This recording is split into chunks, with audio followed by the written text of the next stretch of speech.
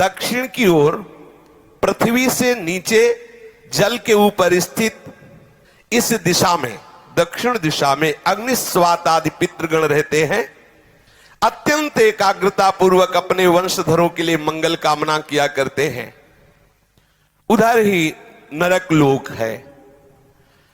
भगवान सूर्य के पुत्र पितृराज भगवान यमराज अपने सेवकों के सहित वहां विराजमान है। ये त्रिभुवन का दंड विभाग है। जैसे छोटी छोटी कोतवाली है ना, और सबका एक विभाग का स्वामी है, ऐसे ही ये जो रोग हैं, नाना प्रकार के संकट हैं, विपत्तियां हैं, ये कोतवाली हैं। ये उसी दंड विभाग से आते हैं। और पूर्ण दंड विभाग यमपुरी है, जहां पूरा का पूरा हिसाब दिया जाता है। भगवान यमराज की आज्ञा होती है और पापी को वैसा एक सेकंड में निर्णय हो जाता है। वहां वकील की जरूरत नहीं होती। वहां एक सेकंड, इतने जीव रोज वहां लाइन लगी है। अपने दूतों के द्वारा लाए हुए मृत प्राणियों को तत्काल उनके दुष्कर्मों को देखकर उसका परिणाम दे देते हैं। तामिस्त्र, अंधतामिस्त्र, रौरव, महारौरव, कुंभीपाक, कालसूत्र, अस्थिपत्रवन, सूकरमुख, अंधकूप, क्रमि भोजन, संदंस, तप्त सूर्मी, बज्रकंटक, सालमली, वैतरणी, पूयोद, प्राणरोध, विशसन, लालाभक्ष, सारमेयादन, अवीची, अयहपान, इसके सिवा छार करदम, रक्षोगण भोजन, शूलप्रूत, दंदसूक, अवट निरोधन, पर्यावर्तन, सूचिमुख। इस तरह से प्रधान 28 नरक हैं।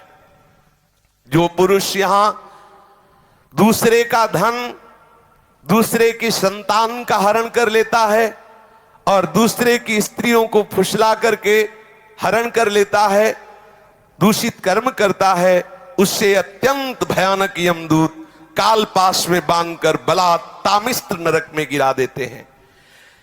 इस नरक का भयानक दंड है कि इसमें कहीं प्रकाश नहीं।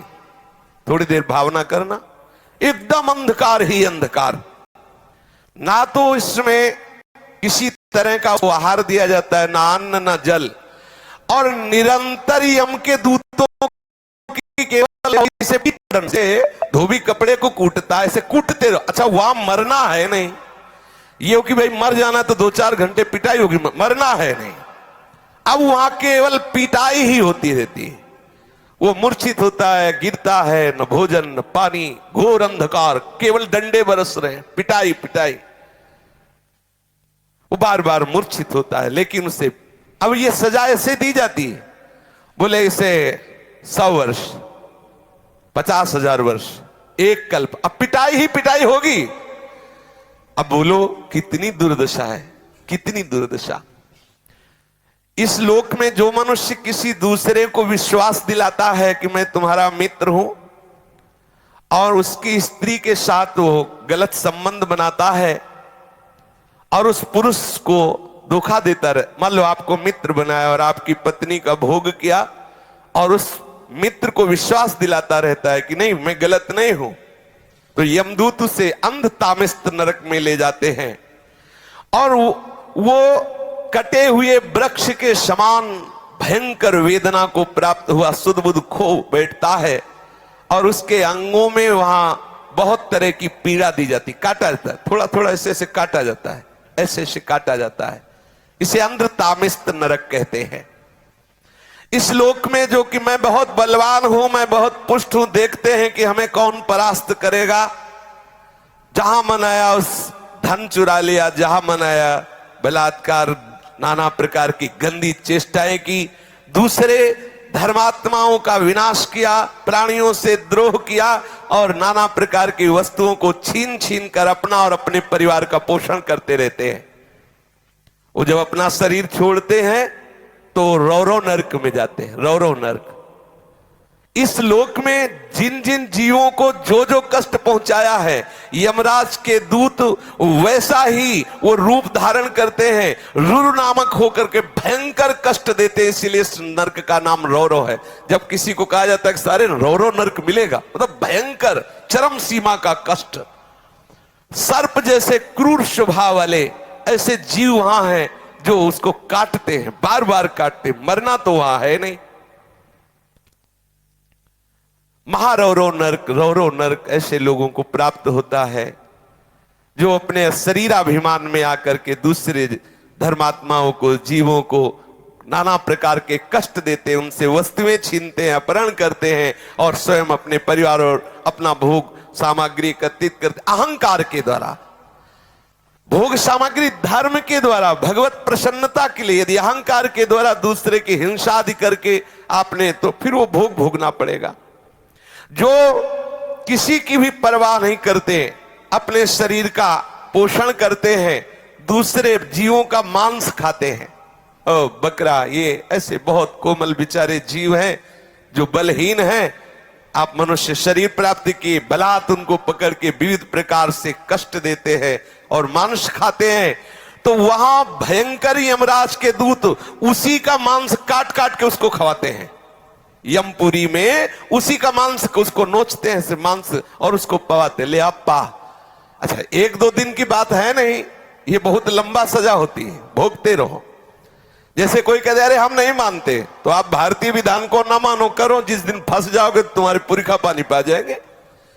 इतनी पिटाई करेगी भारत सरकार की जो सैनिक है कि तुम्हें हो, फिर उस समय नहीं चलेगा कि हम नहीं मानते। तुम्हारे मानने ना मानने थोड़ी विधान है, फंस जाओगे विधान में तब पता चलेगा। गंगा किनारे जब थे तो एक मिले थे, ऐसे ऐसे सब अंगुलियां थी, तो बताया कि हम फंस गए थे तो अंगुलियां से टूटी हुई। वो बताते थे नाखून में ऐसे कील गाड़ी जाती है, अंगुलियां तोड़ दी जा, कितना कितना भयंकर कष्ट। काफी काफी समय तक बर्फ की सिल्ली में लिटा दिया, ऊपर से पिटाई हो रही, बड़े बड़े कष्ट, बहुत।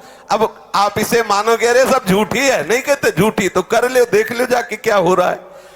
जैसे यहाँ की पिटाई को हम नहीं माने और बुरे आचरण करो, तो जब फंस जाओगे तो आपको बिल्कुल अनुभव करो, अनुभवी महापुरुष हो जाओगे। ऐसे आप नर्क को अभी मान रहे हो, कह रहे शास्त्रों में सब झूठा लिखा हुआ, जब भोगले को मिलेगा तब आप पता चलेगा आपको। जो यहां दूसरे जीवों का कच्चा मांस नोच नोच करके उनको यमदूत उन्हीं को खवाते हैं, जो यहाँ के जीवों को काटते हैं। जो अपने पेट पालन के लिए, अपनी जिह्वा के लिए बोले अंडा खाओ, अंडा में कोई पाप नहीं है। सुन लो, खूब गौर से सुन लो, ध्यान से। आखिरकार उस अंडे को रखे रहो तो उसमें जीव निकलेगा कि नहीं निकलेगा? आप देखो, जीव निकलेगा ना। किसी भी अंडे को आप रख दो, वो अपने समय पे फूटेगा, उस पे जीव निकले। जीव है, जो जीव मनुष्य में है वही जीव उन पक्षियों में है, उन पशुओं में है, चींटी में है, उतना ही जीव है। जो उन पशुओं को भूनता है, रांधता है, नष्ट करता है।